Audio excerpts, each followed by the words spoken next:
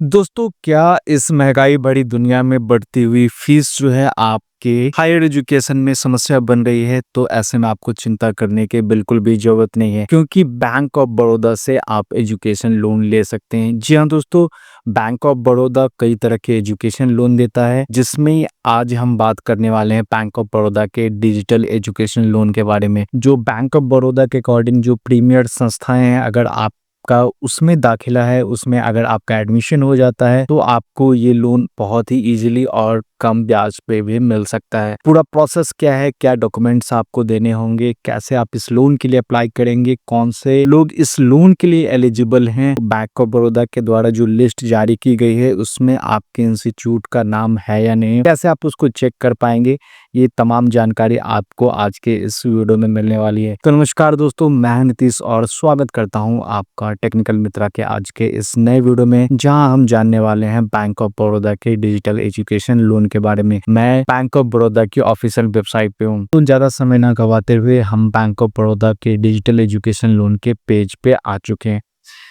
इस पेज पे आने के बाद जो आप देखेंगे कि जो बैंक दावा करती है कि 8.10 से जो है इनका इंटरेस्ट शुरू होता है, और साथ ही यहाँ पे आपको एक लोन ईएमआई कैलकुलेटर भी मिल जाता है। साथ ही यहाँ फीचर एलिजिबिलिटी और सारी जानकारी दी गई है, जिसको हम एक एक करके ब्रेक डाउन करेंगे। तो आपको ज़्यादा परेशान होने की ज़रूरत नहीं है, क्योंकि इन सभी जानकारी को क्यूरेट करके हमने अपने इस ब्लॉग पोस्ट में दी हुई है, जिसको पढ़कर आप ईज़िली लोन के लिए अप्लाई कर सकते हैं, पूरी जानकारी ले सकते हैं। सबसे पहले बात करते हैं कि इस लोन में सबसे जो स्पेशल चीज़ है वो क्या है? तो दोस्तों वो है कि अगर बैंक ऑफ बड़ौदा द्वारा जो संस्थाओं की लिस्ट बनाई गई है, चुनिंदा प्रीमियर संस्थाओं की लिस्ट, जिसको डबल ए, बी और सी ये रैंकिंग दी गई है, ये कैटेगरी बनाया गया है।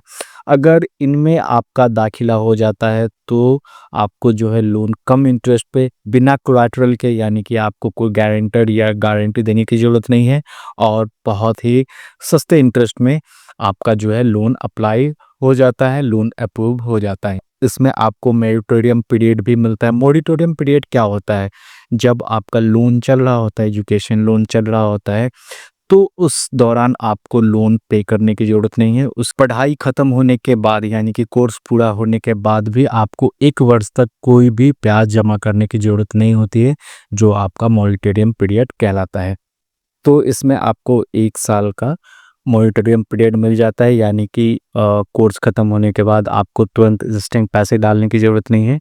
किसी अच्छी जगह जॉब करके उसके बाद जो है 1 साल के बाद अपना ईएमआई पे करना शुरू कर सकते हैं। जब आप दाखिला ले लेते हैं, एडमिशन ले लेते हैं, तो ये बहुत सारे खर्चों को कवर करता है, जिसमें आपके कॉलेज या यूनिवर्सिटी की जो फ़ीस है, परीक्षा लाइब्रेरी और लेबोरेटरी की फ़ीस जो होती है, हॉस्टल की फ़ीस, और जो भी अन्य बुक, कहीं पे मेस के लिए अलग से शुल्क लगता है, तो ये सारे शुल्क जो है, जिसमें बुक्स, अगर कुछ इंस्ट्रूमेंट वगैरह आपको खरीदना है, यूनिफ़ॉर्म खरीदना है, या साथ ही हॉस्टल वगैरह में जो है आपको कॉशन मनी वगैरह डिपॉज़िट करना होता है, तो ये सारे खर्चे जो है इसमें कवर हो जाते हैं। इस लोन के अंदर जो है छात्रों को एक प्रीमियम भी दिया जाता है।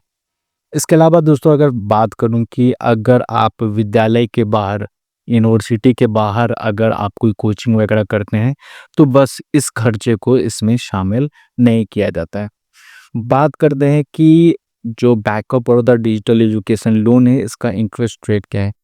तो ये आप देखेंगे कि जो ब्याज दरें हैं वो Baroda repo linked lending rate, यानी PRLLR पर आधारित होती है। वर्तमान में जो PRLLR है वो 8.90% प्रति वर्ष है। आरबीआई का रेपो रेट और जो बेस स्प्रेड है वो मिला हुआ होता है। तो जैसा कि आप देख सकते हैं कि अगर भारत में आप पढ़ाई के लिए PRLLR जो है 0.25 से शुरू होता है, यानी लगभग 9.15% से जो है आपका ब्याज शुरू हो जाएगा। और अगर आप विदेश में पढ़ाई के लिए लोन के लिए अप्लाई करना चाह रहे हैं तो यहाँ जो BRLLR है वो 1.75 यानी कि लगभग 10.65 प्रति वर्ष से इंटरेस्ट आपका शुरू होता है।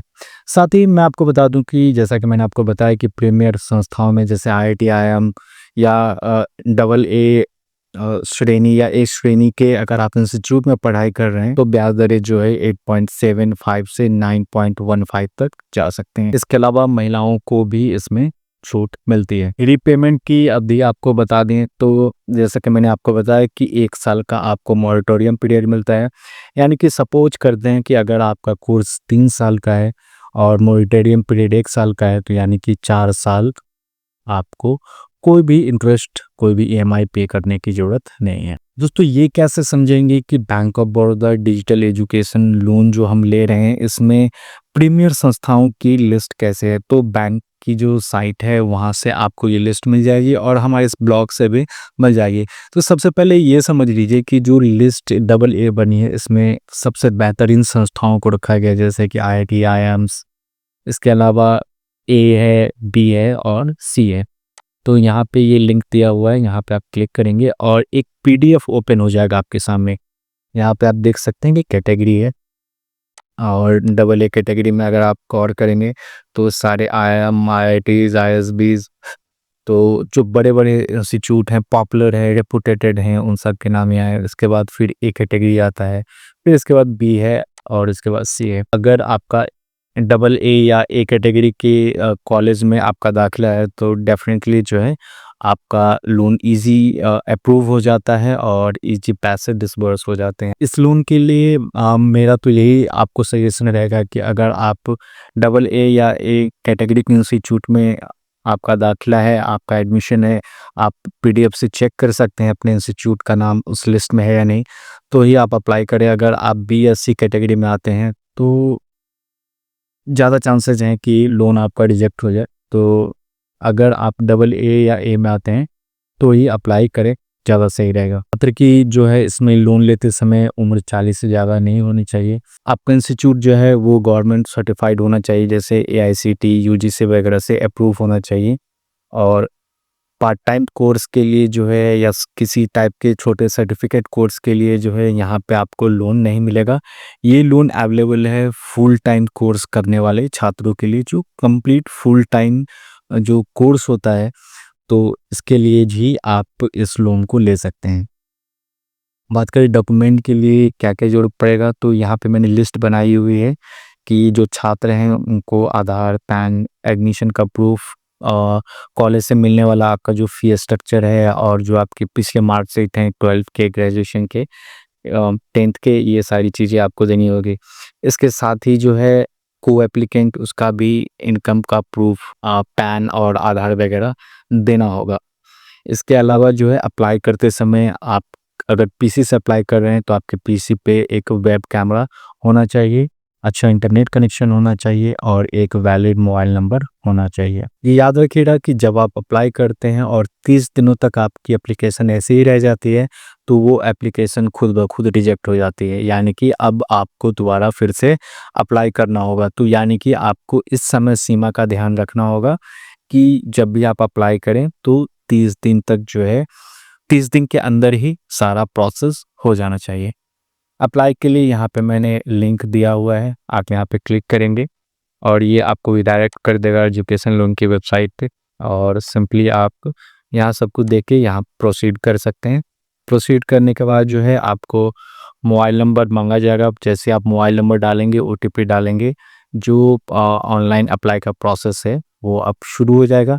जैसे जैसे जो जो जानकारी आपसे मांगी जाती है आप फिल करते जाते हैं और अप्लाई कंप्लीट हो जाता है। और इसके अलावा अगर कोई भी समस्या आती है तो आप दिए गए टोल फ्री नंबर पे कॉल कर सकते हैं या फिर जो है आप BC agent, fine BC agent, यहाँ पे आप क्लिक करके जो बैंक के अधिकारी होते हैं आप उनसे मदद ले सकते हैं।